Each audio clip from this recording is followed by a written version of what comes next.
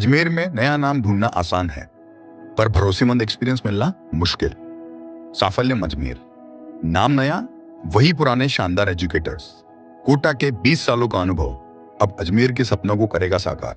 NEET की शुरुआत most experience and stable team के साथ। Saphalyam Ajmer, join today. If NEET, it's साफल्यम।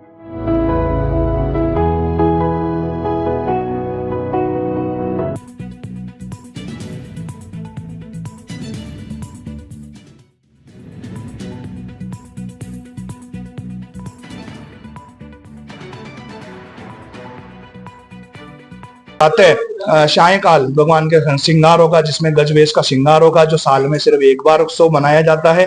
Thakur ji को इस दिन इसलिए महिमा बताई गई है कि पूर्णिमा स्नान के दिन दौरान भगवान का जो प्राकट्य दिवस के रूप में मनाया जाता है, यानी इस दिन ठाकुर जी जगन्नाथ का स्वरूप में इसी रूप में प्रकट हुए थे।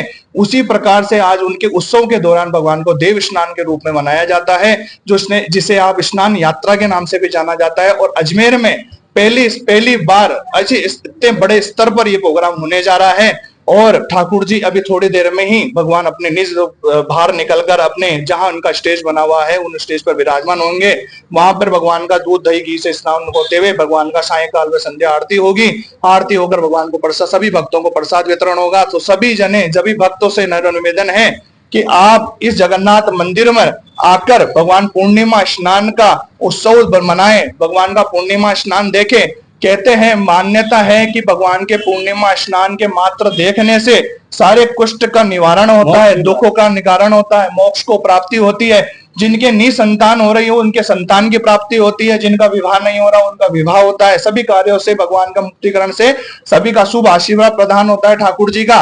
और आज ही शाम को भगवान का श्रृंगार होने के बाद, भगवान के दर्शन होने के बाद रात्रि कालीन भगवान आज से 12 तारीख से लेकर 26 तारीख तक ठाकुर जी अज्ञातवास में जाएंगे। जिनके भगवान का क्या होता है कि ज्वर आ जाता है, यानी बुखार आ जाता है ज्यादा स्नान करने से, ज्यादा उत्सव मनाने से। तो ठाकुर जी के उन अज्ञातवास के दौरान 15 दिन ठाकुर जी के वहां जड़ी बूटियां, औषधियां, अलग अलग प्रकार का काढ़ा भगवान ठाकुर जी को पिलाया जाएगा। भगवान को स्वस्थ किया जाएगा। स्वस्थ करने के बाद में आगामी 27 तारीख से भगवान अपने रथ यात्रा में आरूढ़ होकर अनेक बाजारों में घूमते हुए भक्तों को दर्शन देने के लिए जनकपुरी में रात्रि को विराजमान होंगे। 28 से लेकर भगवान को 5 तारीख तक भगवान का उत्सव चलेगा।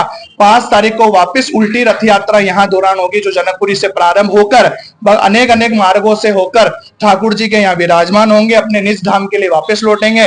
रात्रि में लक्ष्मी का और भगवान का कृष्ण का वाद विवाद का कार्यक्रम भी होगा, जिसमें ठाकुर जी को फिर निज ग्रह में विराजमान किया जाएगा। जो साल भर से ठाकुर जी जो भक्तों को दर्शन देने के लिए पधारते हैं, वो अपने निज धाम आकर अपने साल भर के लिए दर्शनों के लिए भक्त का आरूढ़ रहेंगे। तो अगले साल की फिर तैयारी ठाकुर जी की रहेगी इसी प्रकार से।